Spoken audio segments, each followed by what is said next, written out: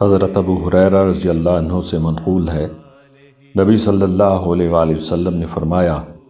تحقیق قیامت کے دن سب سے پہلے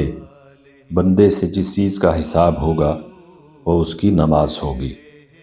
اگر وہ مکمل پائی گئی تو مکمل لکھی جائے گی، اور اگر اس میں کچھ کمی ہوئی تو اللہ تعالیٰ فرمائے گا، دیکھو کیا تم اس کے لیے کچھ نفل پاتے ہو جس کے ساتھ اس کے ضائع کردہ فرض کی کمی پوری کر دی جائے، پھر باقی اعمال بھی اسی کے مطابق جاری ہوں گے۔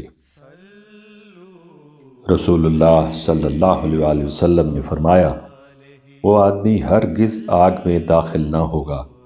جس نے سورج طلوع اور غروب ہونے سے قبل کی نمازیں فجر اور عصر ادا کی۔